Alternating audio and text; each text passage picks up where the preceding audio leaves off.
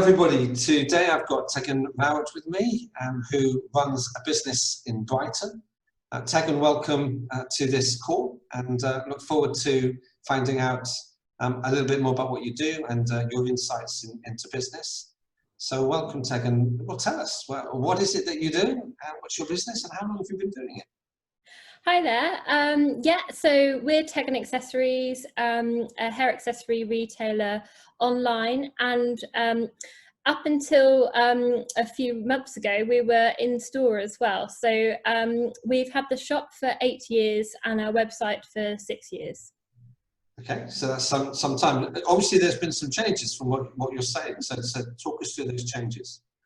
Yeah, so we started off in the shop, just retailing in store, but with a view to move online. That took us about 2 years to build the website, photograph our products.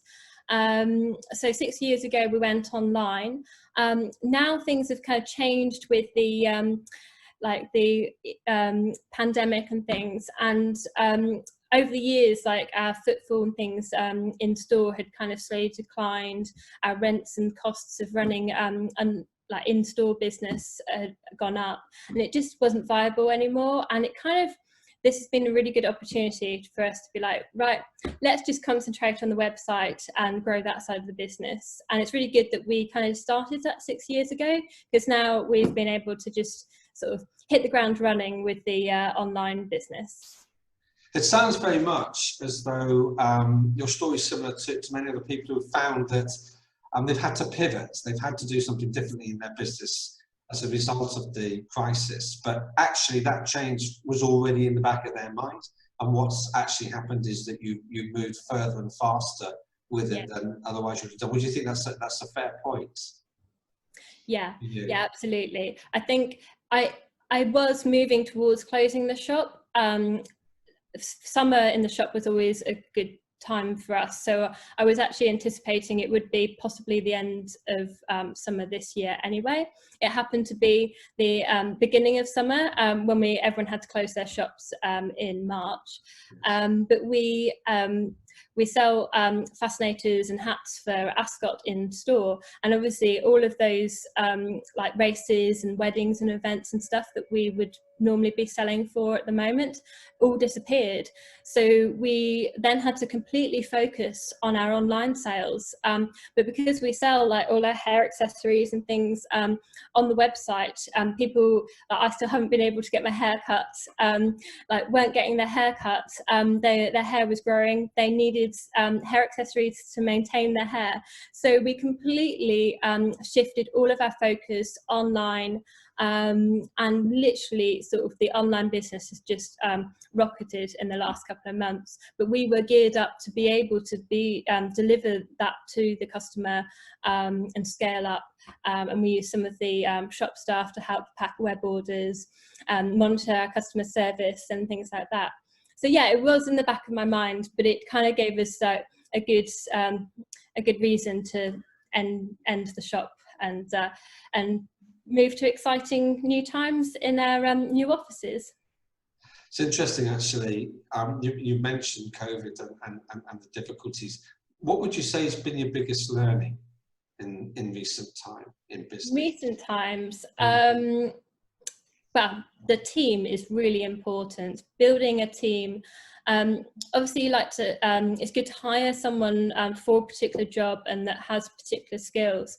But what I've learnt, all the my 3 staff members now that work on the website with me have all been hired through the shop as shop assistants, part-time sales staff whilst they're at university, and have now been put into roles in the online business that suit their skills.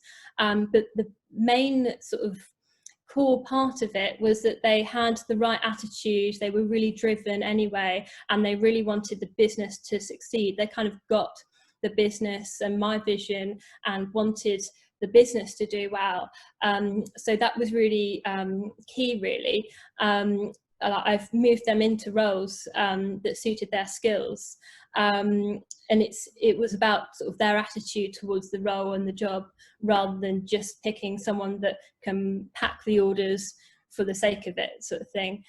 So yeah, my team is definitely like my number one thing, really. That's really good to hear. And what do you enjoy most about what you do, Taylor? What inspires you to get up in the morning and keep going out for work? Well, obviously, as I just mentioned, I love working with my team. Some of them have become, over the 8 years, some of my best friends. But also, I think I'm always driven to better what I'm already doing. So once I'm sort of focused on something, I want to constantly improve it. And I think that's great, like with the marketing, like looking at the figures, and kind of measuring that and things like that, but also the customer service side of it as well. How can we improve this? And that's why I'm quite excited to just be going online, because for so long now my focus has been split between keeping my in-store customers happy and my online customers happy, and now I can actually fully concentrate on making the website as good as it can possibly be. Okay, so Tegen, the story of how you started the business, I know, is a very interesting one, and it started with redundancy at quite a young age. So just tell us what happened next, what you did. Yeah, so I got made redundant when I was 25, and I was working for a company which I was like, how could we possibly lose this business? So they went into liquidation because their other parts of the business weren't doing so well, the wholesale side, their other stores. But where we were based in Brighton, I was the shop manager at the time. We had loyal customers. At the time, there were loads of tourists coming to Brighton, and I kind of felt that we shouldn't lose something that was working so well. And I did a lot of buying trips with the previous owners of the company, and so I had made contacts with suppliers and things, and I basically said, when they made me redundant, would you mind if I tried to explore opening my own shop, selling these and similar products? And they were like, absolutely, like, yes, do it thing. So yeah, that's what I explored. Took me about 6 weeks, meeting with the landlord, buying stock and things like that. And yeah, 6 weeks later, I had the keys to my very own shop. And yeah, that's how it happened, really. I completely rebranded, created my own sort of company, business, completely new style, much more to what market, just to suit sort of handmade luxury hair accessories and things like that. Yes, so quite an entrepreneurial spirit right at the very start, and a risk taker, but somebody obviously determined to see things through. So if you could go back to that time now and to talk to the 25-year-old version of yourself, what advice would you have for yourself as a business owner? I think basically join groups that have like-minded people, like-minded business people who you can share ideas with, bounce ideas off. In-person groups like the business groups, but also like on Facebook and things like that, and just sort of absorb as much information as possible. Also like audio books and like reading books, and podcasts are really good as well. Another thing that I think that I would have done differently as well when I started out is I contacted a few accountants, but now I know more, I would definitely make sure like the accountant like is used to dealing with businesses like yours, and then especially having never run a business myself when I started, one that is willing to advise you as well, I think is really important. So yeah, those are the sort of top tips I would have given myself 8 years ago. Brilliant. They say, don't they, that a good accountant should pay for themselves in their fees, so they shouldn't cost you anything. In fact, they should make you some money. So there's a note there for any accountants that are watching this or reading this.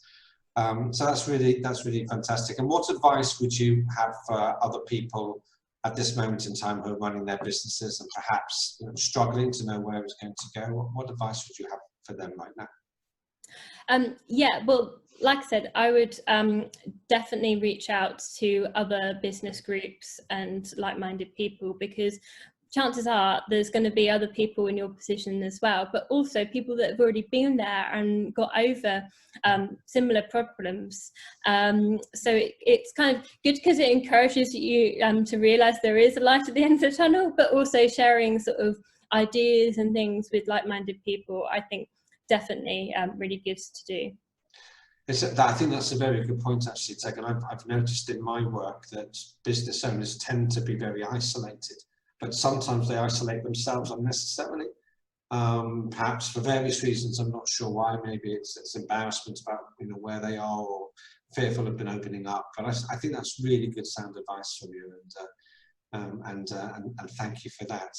It's been really interesting hearing your story. I've got to ask where next for you. I think I know the answer is going to have something to do with online, but where more precisely? What's the bigger picture for you? Yeah, we've literally only moved just around the corner from our old shop premises. We're currently moving as we speak, really. We've expanded our offices, got 3 lovely new offices. One is a big stock warehouse with packing stations to send our orders out from, but we can also have clients if they want to come in and book an appointment with us, because we're literally around the corner from our old shop in the lanes in Brighton. So yeah, we're really excited. In fact, that's the thing, I was, for ages, I was really worried about giving up the shop because it was my baby, where I started. I worked in retail, but actually I'm really excited that we've got something new and really good to go on to, and lovely new offices with everything sort of custom made, got pigeonholes for our orders and slots for all our postal boxes and everything. So yeah, that's the new future where we're going, and who knows, we might even open up a new website alongside our current website as well. So at the moment you can find us at tegenaccessories.co.uk, but in the future we might have others. Fantastic, thank you very much, Tegen. Well, I hope you've enjoyed this conversation. I certainly have, and I wish you all the best for the future, and we'll be watching very carefully what happens in your business. Thank you for your time. Thank you very much. Thank you.